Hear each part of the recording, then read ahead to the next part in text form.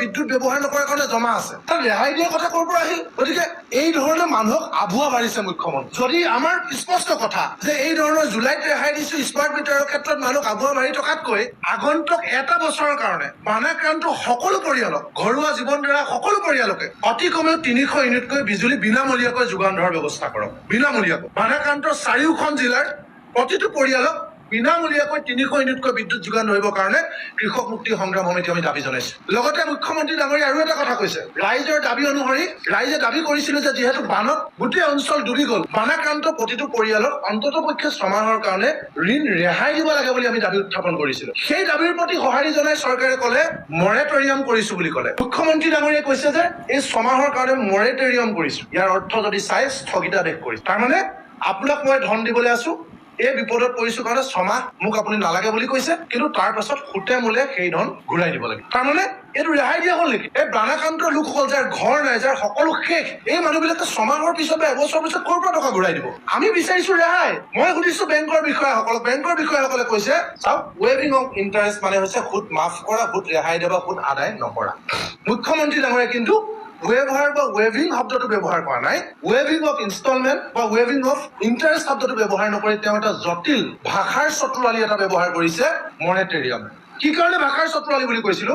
এই মুখ্যমন্ত্ৰীগৰাকী একে ধৰণৰ সময়ত, কৰোণাৰ সময়ত মাইক্ৰ' ফাইনেন্সৰ মানুহবিলাকক কৈছিলে যে আপোনালোকে কোনো ঋণ ৰেহাই কৰি মাৰিব নালাগে, আমি ঘূৰাই দিম বুলি কৈছিল। কিন্তু আজি গোটেই মাইক্ৰ' ফাইনেন্সৰ মহিলাক খবৰ লওক, সকলো মাইক্ৰ' ফাইনেন্সৰ মহিলা এতিয়া চিভিল বেয়া, সকলোৰে ঘৰলৈ নটিচ গৈছে, পুলিচ গৈছে, তেওঁলোকক চৰকাৰে নিদিলে। আমি যেতিয়া এতিয়া চৰকাৰক প্ৰশ্ন কৰো, বিধানসভাত যেতিয়া প্ৰশ্ন কৰে, তেখেতলোকে কয় যে এইটো আমি কোৱা নাছিলো, আমি 50,000 25,000 এটা তেওঁলোকে গাইডলাইন বনাইছে, সিমানৰ তলৰ সকলকে দিম। আমি মানুহৰ লগত কথা পাতি এটা বাস্তৱ ছবি যিখন দেখিছো, সেই ছবিখন লুকুৱাই অসম চৰকাৰে কিন্তু বিপথে পৰিচালিত কৰিব বিচাৰিছে। কিছুমান চলাহী মিছা কথা কৈ আচল ঘটনাটো ঢাকি পেলাব বিচাৰিছে। কেতিয়াও কোনো কল্পনা নকৰা ঠাইবিলাকত এতিয়া বানে ঘাঁহি মুহি লৈ গ'ল।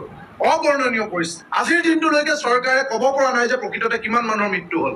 100তকৈ বেছি মানুহৰ মৃত্যু হ'ল, আৰু আজিৰ যোৱাকালিলৈকে ডেড বডি সাধাৰণ মানুহে বিচাৰি আছে মানুহৰ ঘৰৰ ভিতৰত। কিয় হ'ল এই ঘটনা? এই ঘটনাটো একদম চিম্পুল। ইয়াত কোনো ধৰণৰ বিজ্ঞানী, কোনো ধৰণৰ বিশেষজ্ঞ, কোনো ধৰণৰ বৰ বিশেষ চাৰ্ভে কৰাৰ প্ৰয়োজন নাই। তাৰ থকা সকলো মানুহে জানে যে যোৱা 40-50 বছৰ ধৰি স্বাধীনোত্তৰ পিছৰ পৰা, দেশ স্বাধীন হোৱাৰ পিছৰ পৰা সাংঘাতিক ধৰণেৰে সেই বিহুবৰ চন্তক বা তাৰ গোটেই অঞ্চলটোত, এফালে নাগালেণ্ড এফালে অসম, এই বৃহৎ প্ৰাকৃতিক পৰিৱেশ, প্ৰকৃতি ধ্বংসলীলা চলায়। তাত যিবিলাক বৃহৎ বৃহৎ গছ আছিল, সেই গোটেই গছবোৰ প্ৰথম পৰ্যায়ত কাটি তহিলং কৰি পেলালে। কোনে কৰিলে?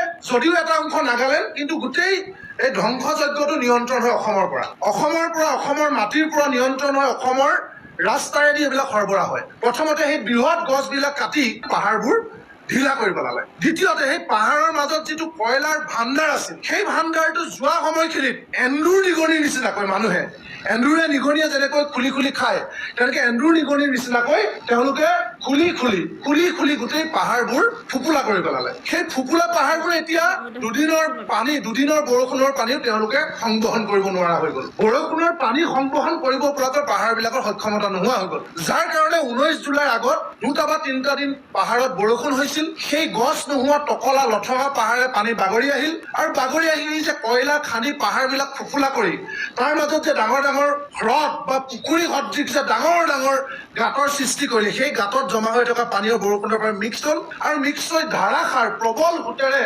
পাহাৰ ভাঙি ভূমিস্খলন হৈ নামি আহিল। গছ লঠঙা পাহাৰ আৰু ফুপুলা পাহাৰৰ লেণ্ডশ্লাইডিং হৈ নামি অহা পানীখিনি যেতিয়া নদীৰ মোহনাত পৰিলে, সেই পানীৰ স্পীড খুব ব্ৰেক কৰিব নোৱাৰি ধাহি মুহি নেপালী খুটি কমল চাপৰিকে ধৰি বিহুবৰ চন্তক বিস্তীৰ্ণ অঞ্চল সাগৰৰ দৰে বুৰাই দিলে। সেইটোৱে হৈছে আচল কাহিনী, সেইটোৱে ফেক্ট। কিন্তু সেই কথাখিনি এতিয়া বিশেষ চৰ্চা নহয়। দুই এটা সংবাদ মাধ্যমে চৰ্চা কৰিছে, তাক বাদ দি চৰকাৰে সেই কথাখিনিলৈ যাব নোখোজে। আৰু আজিৰ দিনটোত ছেটেলাইটত এই পাহাৰবিলাক চাওক, খান্দি চব গাঁত ধ্বংস কৰিবলৈ। ফটোবিলাক নিশ্চয় আপোনালোকে পাইছে, সেইখিনি চাওক কেনেকৈ পাহাৰৰ ভিতৰত সোমাই কেনেকৈ JCB লগাই খান্দিছিল মাফিয়াবিলাকে। আপোনালোকে চাওক নেপালী খুটি বিহুবৰ চন্তকৰ এই বৃহৎ অংশবিলাক কেনেকৈ কাটিছিল, এই ফটোবিলাক আপোনালোকক আমি দিম। সমগ্ৰ এই যে খনন, অবৈধ খনন, মাফিয়াই যে খনন কৰিছে, ই যে এদিন এই 2026 চনৰ জুলাই মাহত যিটো ঘটনা ঘটিল, এনেকুৱা এটা ঘটনা যে আমাৰ সন্মুখত ঘটিবলৈ গৈ আছে, এই কথা বতৰা লিখি চৰকাৰৰ প্ৰতিটো বিভাগক ধাৰাবাহিকভাৱে এখন দুখন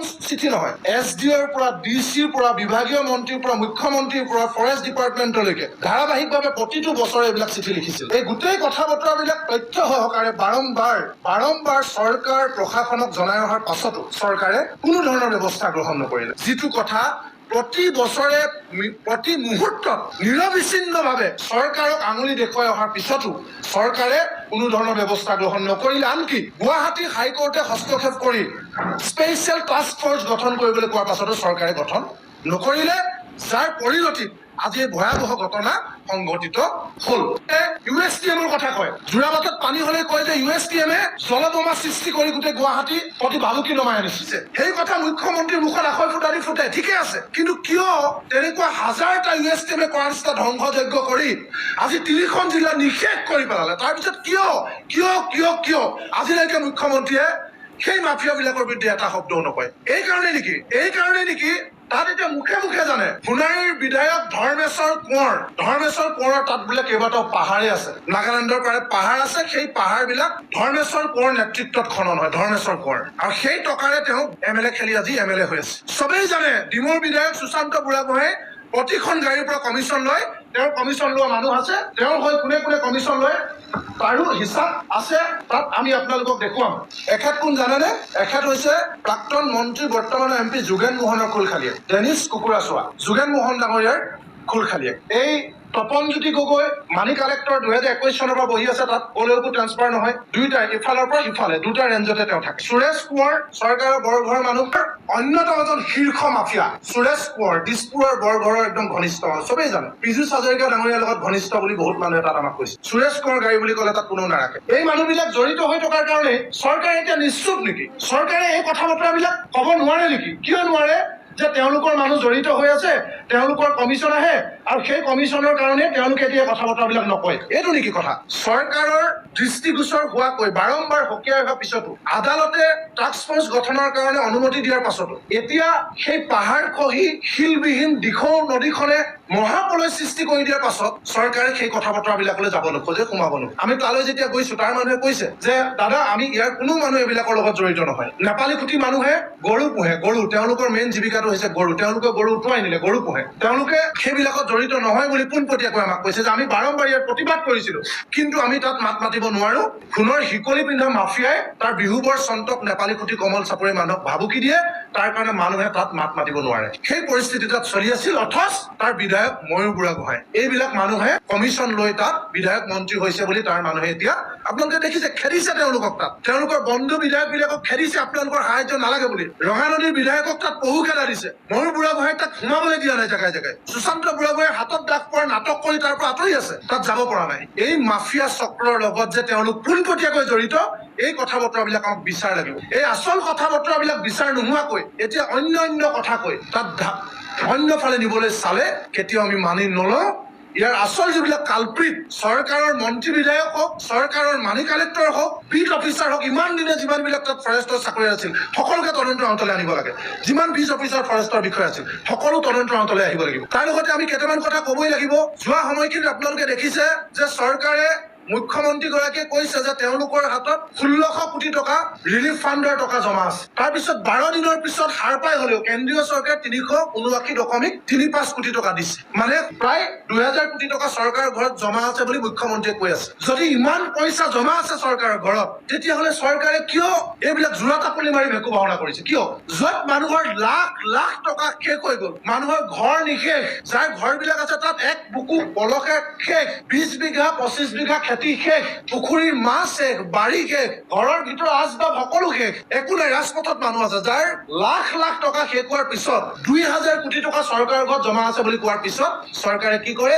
ইনষ্টলমেণ্ট বিয়াৰ নিচিনাকে 15,000, তাৰপিছত সৰ্বত্ৰ ৰাইজে সমালোচনা কৰাৰ পিছত আকৌ 15,000, 10,000, অৰ্থাৎ 15,000 যোগ 10,000 25,000 টকা আগবঢ়োৱাৰ তেওঁলোকে জোৰা তাপলি মাৰি এইবিলাক নাটক কৰি আছে।